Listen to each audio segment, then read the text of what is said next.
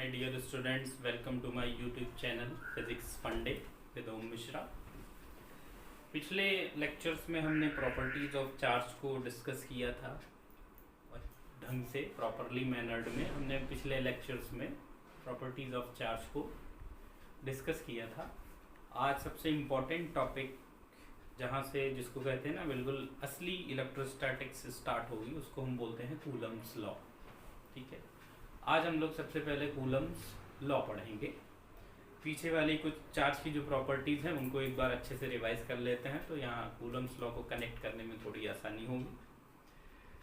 Charge का unit क्या होता है? कूलम। ठीक है, कल मैंने बताया था आपको, पिछले वीडियो में आप जाके देख सकते हैं जो लोग नए हैं। चार्ज का यूनिट कूलम होता है और स्मॉलेस्ट यूनिट ऑफ चार्ज क्या होती है? इलेक्ट्रॉन। क्या होती है? इलेक्ट्रॉन। टाइप्स ऑफ चार्ज दो टाइप के होते हैं, positive and negative. Positive negative negative में दुश्मनी और पॉजिटिव नेगेटिव पॉजिटिव में प्यार। क्वांटाइजेशन ऑफ चार्ज आपने पढ़ा था, Q is equal to NE। और conservation of charge in an isolated system, charge is conserved. ठीक है, अब हम इसमें इसके बाद सबसे इंपॉर्टेंट चीज आती है कूलम्स लॉ। तो लॉ क्या होता है? लॉ होता है, उसमें कोई चेंजमेंट हम लोग नहीं कर सकते। तो पहले तो इसका जो स्टेटमेंट है वो हम लोग थोड़ा बाद में पढ़ेंगे, पहले इसमें समझते हैं कि जो कूलम्स लॉ है, तो कूलम्स तो एक साइंटिस्ट का नाम है, तो इन्होंने इस लॉ को बनाने के लिए क्या क्या किया। बहुत सारी अर्जी फर्जी चीज़ें करी थी, लेकिन हम लोग सिर्फ काम की चीज़ करेंगे और इसको फील करने की, समझने की कोशिश करेंगे कि आखिर ये लॉ बना कैसे। ठीक है, बाकी इसका यूनिवर्सल स्टेटमेंट है जो आपको पढ़ना है, वो हम लोग थोड़ा रुक के देखते हैं। तो सबसे पहले अगर हम इस लॉ की बात करें तो सबसे पहले जो बात आई वो ये हुआ कि कूलम ने दो चार्ज लिए। ठीक है, और दोनों को छोड़ दिया। तो दोनों पॉजिटिव चार्ज हैं, दो पॉजिटिव चार्ज ले, दोनों को छोड़ दिया। तो ये वाला किधर भागेगा? इधर। और ये वाला किधर भागेगा? इधर। भागेगा कि नहीं भागेगा? ठीक है, तो उस केस में जो जिधर भागा फोर्स भी तो उधर ही लगा कि नहीं लगा? मतलब एकदम बेसिक सिंपल ये ऑब्जर्वेशन है कि जो लाइक चार्जेस होते हैं उनमें दुश्मनी होती है, यानी रिपल्शन है। दोनों पॉजिटिव है। ठीक है, तो इन दोनों को रिलीज किया, ये भागा इधर तो ये भागा इधर। तो उन्होंने कहा भाई ठीक, बेसिक प्रॉपर्टी है, तो प्लस प्लस माइनस माइनस में दुश्मनी होती है तो ये दुश्मनी निभाएगा। तो उन्होंने क्या किया कि भाई एक हम प्लस चार्ज ले लेते हैं और एक माइनस चार्ज ले लेते हैं। तो जब प्लस माइनस को देखा तो इसने इधर फोर्स लगाया और इसने इधर फोर्स लगाया। तो उन्होंने देखा ये कि इन दोनों में एक चीज कॉमन आ रही है जो सेम है, वो है कि दोनों केसेस में फोर्स हमारा अपोजिट डायरेक्शन में है। भाई अगर इधर लेफ्ट रख रहा तो इधर राइट है, तो अगर एक राइट है तो दूसरा लेफ्ट होगा। तो उन्होंने ये ऑब्जर्वेशन किया कि जब हमने पॉजिटिव चार्ज को रिलीज किया, छोड़ दिया, तो ये हमें अकॉर्डिंग टू द प्रॉपर्टी हुआ कि दोनों जो थे फोर्स हमारे क्या लग रहे थे? अपोजिट लग रहे थे दोनों केसेस में। ये एक ऑब्जर्वेशन आ गया। तो उन्होंने कहा लाओ भैया कैलकुलेट भी कर लें थोड़ा सा। तो उन्होंने देखा ये कि इसको दे दिया Q1 और ये हो गया Q2, ये प्लस Q और ये माइनस Q। ठीक है, तो उन्होंने क्या किया, इसको मास m1 ले लिया और इसका मास m2 ले लिया। ऐसा हम समझने के लिए मान सकते हैं। ठीक है, इसका मास m और इसका भी मास m। और उसने क्या किया कि उन्होंने ये किया कि इसमें से एक चार्ज को पकड़ लिया, तो उन्होंने ये फील किया कि दूसरा वाला भाग रहा है, मतलब इसके फोर्स पे कोई भी इफेक्ट या फर्क नहीं आया। ठीक है, फिर उन्होंने इस वाले चार्ज को पकड़ा तो ये वाला भाग रहा था, तो उन्होंने देखा कि इस वाले और इस वाले पे, मतलब इसको पकड़ा तो ये भागा, इसको पकड़ा तो ये भागा, मतलब इन दोनों को पकड़ने या ना पकड़ने से इन पे लगने वाले फोर्स पर कोई इफेक्ट नहीं आया। इसका मतलब ये जो Q है वो एक ऐसी इनविजिबल चीज प्रोड्यूस कर रहा है जिससे दूसरे वाले Q पर एक फोर्स फील हो रहा है। ठीक है, इसी इनविजिबल चीज को आगे चल के हम इलेक्ट्रिक फील्ड का नाम देंगे। ठीक है, बात समझ आ गई?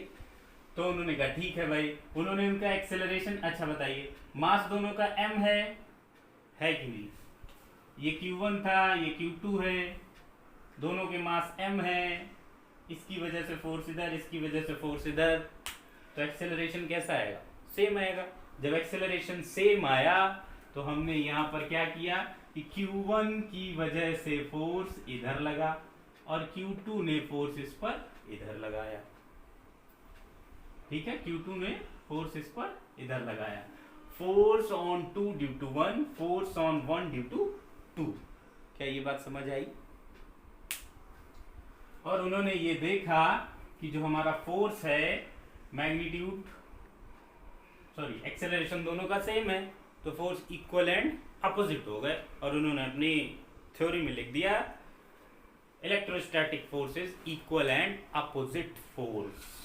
और उन्होंने बोला F12 is equal to F21। ठीक है, ये बात समझ आ गई? ठीक है, F12 is equal to F21। ठीक है, अब इसमें क्या हुआ कि अगर हम इनके इस कंक्लूजन की बात करें तो देखो ये कुछ हमको देखा देखा सा लग रहा है, सुना सुना सा लग रहा है। This is the third law of Newton's third law. Every action has equal reaction. Her action का एक इक्वल रिएक्शन होगा, ये थर्ड लॉ है। तो अगर हम इनकी थ्योरी के हिसाब से बात करें तो हमारे पास क्या है, दो अलग अलग फोर्सेस हैं, इक्वल एंड अपोजिट फोर्सेस होते हैं ना, तो मैग्नीट्यूड वाइज इक्वल है बट डायरेक्शन वाइज अपोजिट है। तो हमारा जो है इक्वल एंड अपोजिट फोर्सेस हैं, डिफरेंट बॉडीज पर हैं। ठीक है, तो इस केस में क्या हम ऐसा सोच सकते हैं कि कूलम्स ने बोला कि कूलम्स लॉ या electrostatic force is a equal and is a action and reaction pair. ठीक है, क्लियर? तो उस केस में एक बच्चे ने देखा, उनकी किताब को पढ़ा और उसने क्या किया, एक सिंपल इंटरप्रिटेशन देखा कि भाई ये Q है, ये Q1 है, ये Q2 है, ये F12 है, ये F21 है। क्या केवल अगर हम ये बोलें कि electrostatic force is a action and reaction pair, तो क्या मैं ये इंटरप्रिटेशन कर सकता हूं? बिल्कुल कर सकता हूं, आई एम नॉट रॉन्ग। क्यों? तो क्या हम ये बोलें कि ये जो कूलम साहब ने लिखा था उसमें कुछ अधूरा सा, छोटा सा है? हाँ, छोटा सा है। उन्होंने बोला, बाद में उसको ठीक किया और ये बोला कि जो ये इक्वल एंड अपोजिट फोर्सेस हैं, जो इक्वल एंड अपोजिट फोर्सेस हैं, वो अलोंग द लाइन ज्वाइनिंग होने चाहिए, along the line joining between the two charges, along the line joining between the two charges. मतलब ये हमारा इंटरप्रिटेशन गलत है क्योंकि ये रियल लॉ नहीं है। क्लियर? तो अगर आप और जो इक्वल अपोजिट फोर्स होते हैं और अलोंग द लाइन ज्वाइनिंग लगे होते हैं, ठीक है, force equal and opposite and acts along the line joining between the two charges, ऐसे फोर्सेस को हम सेंट्रल फोर्स बोलते हैं। तो इलेक्ट्रोस्टैटिक फोर्स क्या है? सेंट्रल फोर्स है। और नेचर कैसा होता है सेंट्रल फोर्स का? कंजर्वेटिव। फर्स्ट ईयर में आपने पढ़े होंगे कंजर्वेटिव और नॉन कंजर्वेटिव फोर्सेस। तो ये बात समझ आ गई कि इन चीज़ों को हमने कैसे किया, कैसे इंटरप्रेट किया होगा उन्होंने, तब हमको एक आइडियल सा लॉ दिया गया है। ठीक है, ये बात समझ आई। अभी तो असली लॉ तो अभी मैंने बताया ही नहीं है। फिर उन्होंने कहा चलो भाई अब इसको और कैलकुलेट कर लेते हैं। तो उस केस में ये बात समझ आ गई।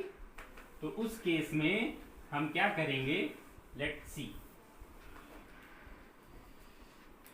तो उन्होंने ये देखा कि किसी भी बॉडी पर जो दो चार्जेस के बीच का फोर्स है वो is directly proportional to product of their charges. इसका मतलब क्या हुआ, अगर हम एक चार्ज को डबल करेंगे तो फोर्स दोनों पे डबल हो जाएगा। उन्होंने ऐसा करके देखा भाई, एक चार्ज को डबल किया तो उन्होंने देखा फोर्स दोनों पे बराबर बराबर हो गया। फिर उन्होंने क्या किया, चार्जेस के बीच की दूरी को, डिस्टेंस को हमने क्या किया, इंक्रीज किया। तो जब इंक्रीज किया तो हम देख रहे थे फोर्स का फैक्टर क्या हो रहा था, घट रहा था, डिक्रीज कर रहा था। मतलब अगर ये 2 टाइम्स होगी, अगर ये 2r हो जाएगा तो ये क्या हो जाएगा, फोर्स 1/4 टाइम्स। ठीक है, क्लियर। अब आपको पता होगा कि जब हम प्रोपोर्शनैलिटी जहां लगी होती है उसको अगर हम हटाते हैं तो हमारे पास क्या आता है, एक कांस्टेंट आता है k q1 q2 by R square. This is the law. ये असली लॉ है कूलम्स लॉ का। ठीक है, और ये हमको क्या देगा, मैग्नीट्यूड देगा। चलो भाई k की वैल्यू, कुछ एक्सपेरिमेंटल वैल्यूज होती है k की, उनकी बात कर लेते हैं। k की वैल्यू होती है 9.0 into 10 to the power 9। Unit क्या होगा, यूनिट बोलो, k की यूनिट चाहिए तो newton metre square upon coulomb square. Clear, ठीक है। और k की क्या वैल्यू होती है, k की वैल्यू होती है 1/4 पाई इप्सिलॉन नॉट। ये आपके लिए एक नया टर्म है इप्सिलॉन नॉट, इसको हम आगे डिस्कस करेंगे। वैसे ये प्रॉपर्टी जो है मीडियम की होती है। अगर आपका मीडियम वेरी करेगा, जैसे एयर में, ग्लास में, ठीक है, सन्नाटे में, अगर इन दो चार्जेस को रखेंगे तो उनका डिफरेंट मीडियम में वैल्यू क्या आएगी। ठीक है, क्लियर। तो ये वाला फैक्टर आप ध्यान रखें, ये फैक्टर किसका होता है, मीडियम का। तो इसको हम बोलते क्या है, इसको हम बोलते हैं permittivity of free space. Permittivity of free space, इसको बोलते हैं परमिटिविटी ऑफ फ्री स्पेस। और इसकी वैल्यू कितनी होती है, किसी को याद है, 8.85 into 10 to the power minus का 12। यूनिट बताओ, इसी का उल्टा कर दो, c स्क्वायर मतलब कूलम स्क्वायर पर newton metre square, newton metre square. ठीक है, ये बात आपको समझ आ गई, क्लियर। ठीक है, चलिए इसमें एक प्रॉपर्टी और है न्यूटन, सॉरी कूलम्स लॉ की, उसको हम और देखते हैं। वो अमूमन आपको बहुत जगह हेल्प करेगी, उसको समझ लेते हैं क्या है। देखिए, ऐसा था कि दो चार्ज थे, उनकी जिंदगी आपस में बहुत अच्छे से कट रही थी। ये प्लस क्यू था Q1, ये माइनस का Q2 था। दोनों आराम से जिंदगी गुजर बसर कर रहे हैं। इन दोनों में क्या है, अट्रैक्शन भी है, ठीक है, प्लस माइनस है, आराम से दोनों लोग जिंदगी गुजर बसर कर रहे थे।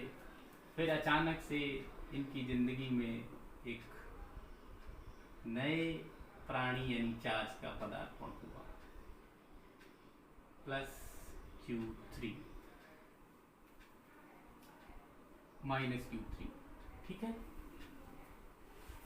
तो प्रॉपर्टी क्या है पहले उसको समझिएगा ध्यान से मैं क्या कह रहा हूं। तो सपोज करिए कि ये उसको 2 न्यूटन की सहायता कर रहा था। ये Q1 जो है इसको क्या कर रहा था, 2 न्यूटन की सहायता कर रहा था। जब ये तीसरा इनकी जिंदगी में आ गया तो ये तीसरे को भी 3 न्यूटन की सहायता करने लगा। तो क्या इसकी जो 2 न्यूटन की सहायता थी उसमें कोई फर्क पड़ा, नहीं पड़ेगा। यही प्रॉपर्टी मैं बताना चाह रहा हूँ कि अगर दो चार्जेस हैं उनके बीच में जो भी अट्रैक्शन का रिलेशन है, तीसरे चार्ज के आ जाने से उनके बीच के रिलेशन में कोई इफेक्ट नहीं आएगा। That's the property. मतलब प्रॉपर्टी क्या है? The system of two charges is independent the presence और absence of third charges. Clear? बात समझ आ गई कि दो चार्जेस के रिलेशन में थर्ड चार्ज की प्रेजेंस या एब्सेंस का कोई मतलब नहीं होता। ये चीजें आगे हम बहुत अच्छे से पढ़ेंगे, क्योंकि अभी इसमें ये वेक्टर, भाई फोर्स क्या होता है हमने अभी क्या सीखा? मैग्नीट्यूड फाइंड करना, ठीक है, फोर्स निकालना, इलेक्ट्रोस्टैटिक फोर्स। तो इलेक्ट्रोस्टैटिक फोर्स क्या होता है? वेक्टर क्वांटिटी होती है। तो अभी हम इसकी वेक्टर फॉर्म पढ़ेंगे कूलम्स लॉ की। कूलम्स लॉ मीडियम में पढ़ेंगे, सब एक साथ नहीं, उसको अलग से स्पेशली हम लोग मीडियम में पढ़ेंगे। तो ये चीज़ आपको तब बहुत अच्छे से समझ में आएगी कि हाँ सर क्या समझाना चाह रहे हैं। तो बात समझ आ गई। The system of two charges is independent the presence और absence of third charges. Third charges से कोई मतलब नहीं है। वो जैसे पहले उसके साथ रिएक्ट करता था वैसे बाद में ही रिएक्ट करेगा। क्लियर? ठीक है, चलिए अब आप जरा थोड़ा सा कुछ पॉइंट्स हैं कूलम्स लॉ के, एप्लीकेशंस हैं, उनको आप नोट कर लें। और इस क्वेश्चन का आपको न्यूमेरिकल है, इस क्वेश्चन को सॉल्व करना है। देखते हैं पीछे वाले कितने बच्चों ने ध्यान से पढ़ा। Find the force between, find the minimum force, find the minimum force between two charges separated at 1 metre. चलिए भाई क्वेश्चन करिए। देखिए कैसे करेंगे, कुछ लोगों का आंसर आ गया होगा, बाकी लोग देखिए कैसे करते हैं। देखिए हमको क्या निकालना है? Find the minimum force. क्या निकालना है? एफ मिन। मतलब जो हमारा फोर्स है वो कैसा होना चाहिए? मिनिमम होना चाहिए। तो फोर्स अगर मिनिमम होगा, कूलम्स लॉ अगर हम ध्यान करें तो फोर्स मिनिमम तभी होगा जब हमारा जो चार्ज है वो मिनिमम होगा। चार्ज क्या होगा? मिनिमम होगा। Q1 और Q2 क्या होंगे? मिनिमम होंगे, तभी तो हमारी ये वैल्यू मिनिमम आएगी। तो स्मॉलेस्ट यूनिट ऑफ चार्ज क्या होता है? मैंने कहा था ये प्रॉपर्टीज ध्यान रखिएगा, बहुत काम की प्रॉपर्टीज है। स्मॉलेस्ट यूनिट ऑफ चार्ज क्या होता है? इलेक्ट्रॉन होता है। क्लियर? तो हम यहाँ पर क्या करेंगे? F mean is equal to K E into E upon 1 का स्क्वायर। तो F mean is equal to क्या आ गया? K E square. This is the required answer. Clear? ठीक है, अगले वीडियो में हम इससे बहुत सारी प्रॉब्लम्स करेंगे, मैकेनिक्स से रिलेटेड करेंगे, मैथ से रिलेटेड करेंगे, वेक्टर से रिलेटेड करेंगे, क्योंकि ये पूरा इलेक्ट्रोस्टैटिक्स कूलम्स लॉ का जो पार्ट है वो पूरा मैकेनिक्स से क्लब है। ठीक है, कल की वीडियो में हम इससे रिलेटेड बहुत सारे क्वेश्चंस करेंगे और उसके आगे टॉपिक बढ़ाएंगे क्वेश्चन के साथ। बने रहिए हमारे साथ हमारे चैनल में। Topic wise point two point learning के लिए इजी वे में लाइक करें, शेयर करें, सब्सक्राइब करें और कमेंट ज़रूर करें। धन्यवाद।